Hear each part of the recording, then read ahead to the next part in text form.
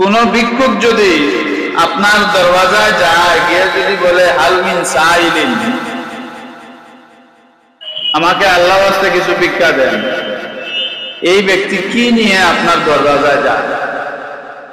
বাটি, মালা, নারিকেলের মালা অথবা কোনো টিনের বক্স সে নিয়ে আপনার দরওয়াজায় গিয়ে বলবে যে হাল মিন সাইলিন, আমাকে ভিক্ষা দেন। যায় না? এরকম যায় না? গিয়ে বলে, দেখবেন প্রত্যেকটা ভিক্ষুক যখন আপনার কাছে ভিক্ষা চাইবে তখন হাত বাড়িয়ে আপনার কাছে ভিক্ষা চাইবে। হাত বাঁধা অবস্থায় পিছন দিক দিয়ে যদি এরকম রাখি দেয়, দিয়া হয় আমার ভিক্ষা দেয়, কি জাত ভিক্ষুক? আপনার মনে মনে আই বলেন যে কি জাত ভিক্ষুক, তরিমা বান্ধিয়া আরো উবাইছে, উবাইয়া এখন ঘর ভিক নিতাম। আপনার মনে আইব যে এটা এই ভিক্ষুক একটু তার কুমড়া বড়, বলা আমরা মনে আইব না যে ভিক্ষুকটার কুমড়া কিতা বড়, মুখ দিয়ে হাত লাগাইতো না, হাত বান্ধিয়া তৈরি আসছে।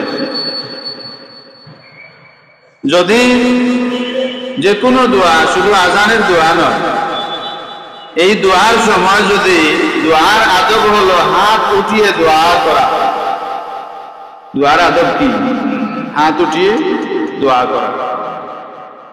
এই দোয়া করার সময় যদি আমরা আল্লাহর কাছে যদি দুইটা হাত বাড়াই,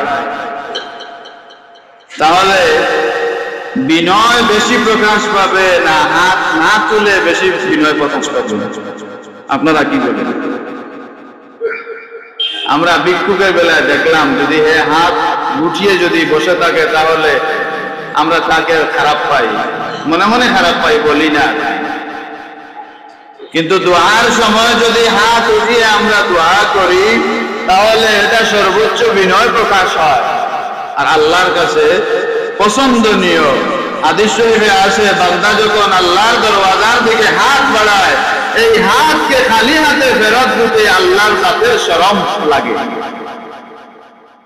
আল্লাহর জাতের কি লাগে? শরম লাগে। আপনার পকেটে যদি দুইটা টাকা না দেয়, ভিক্ষুকে দিতা কি লাগে? মনে মনে একটা বিব্রতকর অবস্থা সৃষ্টি হয়, হায় রে হায়, আমার কাছে এখন টাকা যদি লোকে থাকতো তাইলে কমপক্ষে 5টা টাকাও দিলেই লাগে। ফলান একটা আফসোস আয় দেন। আল্লাহ এটা চান, বান্দা আমার যদি আমার কাছে বিনয় সহকারে হাত উঠিয়ে কিছু চায়, আমার বান্দাকে আমি খালি হাতে ফেরত দেই না। আপনার পকেটে 10 টাকা নাই, কিন্তু আল্লাহর পকেট খালি না।